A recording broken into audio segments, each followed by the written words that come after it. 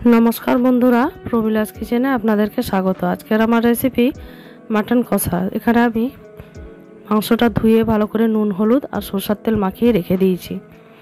एरपरे आमि एकटा कड़ाइये तेल गरम करे निएछि। तारपरे दिए देब गोटा गरम मशला और दुटो तेजपाता। एटाके आमि गरम तेलेर मধ্যে दिए देब एबं किछुक्षण नाड़ाचाड़ा करार परे जखन एकटा सुंदर गन्ध बेरोबे तखन आमि पेंयाज कुचिगुलो दिए देब। এখানে আমি পেঁয়াজের পরিমাণটা একটু বেশি নিয়েছি। পেঁয়াজটাকে খুব ভালো করে তেলের মধ্যে আমি কষে নিচ্ছি। এরপরে আমি এখানে দিয়ে দেব পরিমাণ মতো নুন। নুনটা দেওয়ার পরে আবারও ভালো করে পেঁয়াজগুলোকে আমি ভেজে নিচ্ছি। পেঁয়াজগুলো একটু ভাজা ভাজা হয়ে গেলে এখানে আমি দিয়ে দেব টমেটো কুচি।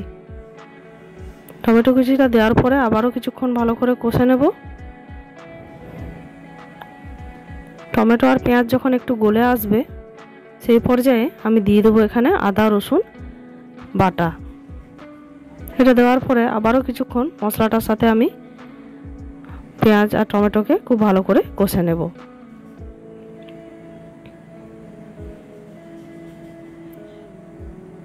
মশলাটার থেকে আদা রসুনের কাঁচা গন্ধটা চলে গেলে এরপরে এখানে আমি দিয়ে দেব হলুদের গুঁড়ো,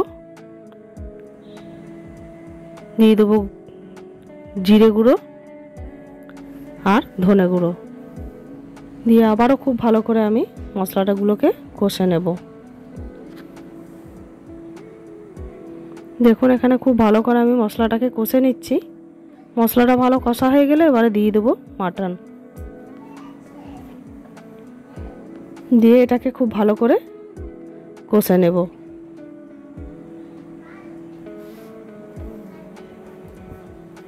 মাংসটা আমি লো ফ্লেমে রান্না করছি। মাংসটা অল্প কিছুক্ষণ কষে নিয়ে তারপরে আমি ঢাকনা বন্ধ করে আবার কিছুক্ষণ রান্না করব। এখানে আমি কিছুক্ষণ পর ঢাকনাটা তুলে নিয়েছি। দেখুন এখানে মাংসটার থেকে কিছুটা জল বেরিয়ে এসছে। যে সেই জলটার সঙ্গে আবারও কিছুক্ষণ মশলাটাকে মাংসটার সাথে কষে নেব। এরপরে এখানে আমি দিয়ে দেব লঙ্কা গুঁড়ো। এখানে আমি কাশ্মীরি লাল লঙ্কার গুঁড়ো নিয়েছি। এটা দেওয়ার পরে আবারও কিছুক্ষণ লঙ্কাটাকে এটার সঙ্গে মিশিয়ে নেব।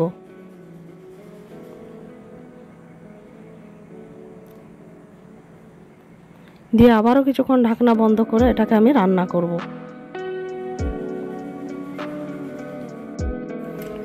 এখানে মাংসটার থেকে জলটা এখনো বেরোচ্ছে, তাই আমি আরও কিছুক্ষণ এটাকে কষে নেব।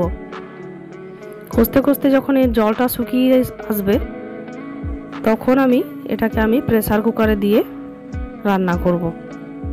তার আগে আমি এটা কড়াতেই কষতে থাকব।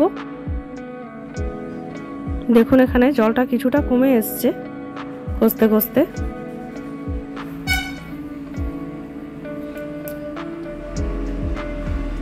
মাংসটা খুব ভালো করে আমি একটু টাইম নিয়ে কষছি। দেখুন এখানে আমার কষা কমপ্লিট। এরপরে আমি এই মাংসটাকে কুকারে দিয়ে আমি 6টা সিটি দিয়ে রান্না করেছি।